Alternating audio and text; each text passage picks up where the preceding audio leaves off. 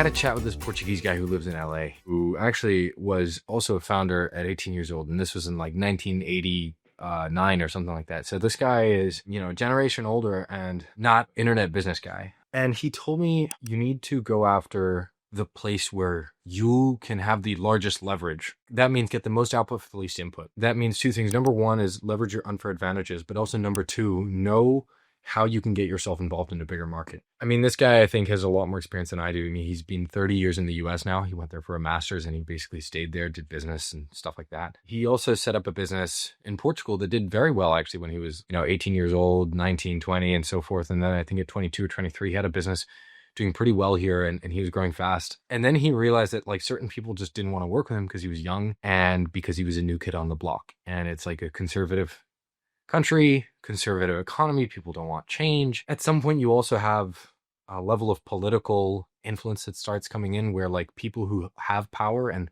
have had power for a while don't want to give it away. He basically pointed out to me that like Portugal is most likely not the place I want to be. Even as a starting place, like what I was thinking of is I wanted this to be a place where I could start and then I could maybe go after Europe as a wider market. He also pointed out to me that Europe is not one market. It's every country, you need a new license. The culture is different. And this is very true, actually. Like in Germany, for example, Portuguese people are still looked on as immigrants, poor immigrants sometimes. Like that's a bit of the connotation that some people have when you speak to older generations. It's not one economy as much as people want it to be. It's still quite fragmented. And I think this is true, not just because of language barriers, but especially cultural ones. I still know that I want to try and make the most of my advantages. And like, I'm following up with a couple people who I have contacted through my network here who are in the retirement home space because I did a project in that and I have some experience there. But I think if that doesn't have a strong pull, I'm going to go to Singapore and actually just double down on things there because it's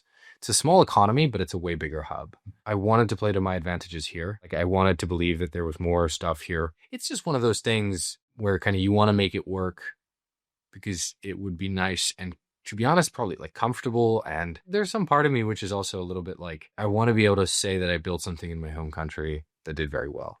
Unfortunately, I'm seeing that like this is just very unlikely to be the case for reasons beyond my control because it's just like a very backwards and conservative economy. Like people, for example, I was looking to the M&A stuff here and people don't like selling their companies here because they're proud and their business is very attached to their ego and the other way around. And so it doesn't work. I don't know. This conversation straightened me out a little bit and got me just thinking, like aligned myself to thinking toward just number one, where am I going to be able to move the fastest? And I actually realized that like most likely that's going to be somewhere in the building some kind of apps space.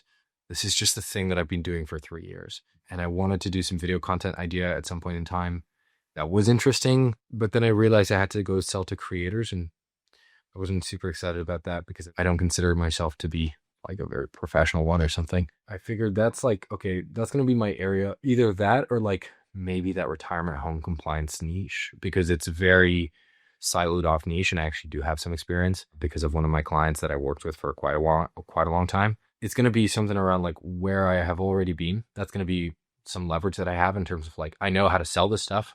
I know how to do it well. I know how to deliver. I have less ignorance debt. I still have lots of it, but I have less. I don't know, for some reason in my brain, it's like, I have a niche idea that I want to test. Who knows where this road takes me. But yeah, and I don't know. This conversation aligned me a lot. I'm like, I've said this before on this channel, which is like, you want to go to put yourself in places which are a bigger economy, bigger opportunities and so forth. And that logic brought me to London last year, where I lived for about a year. And my flat was great and my life was cool. But I have to say, I didn't manage to make the most of London. I didn't figure out how to make the most of the work opportunities there. And so I think what I said still stands. I just have to learn to do it better, figure out what I'm going to be growing and really doing right first. But I think I'm probably going to align myself a little bit toward being in Singapore some more time next year, just because I think it's a good platform and I want to leverage that a little bit more. My parents have jobs there, so I can be there the same way I can be in Lisbon. And that's also an unfair advantage that I get, so might as well use it. So yeah. Anyway, I need to go because I'm late. I do apologize for the slightly rushed video, but leave any questions if you haven't. I will get back to your comments as soon as I can. Have a great day.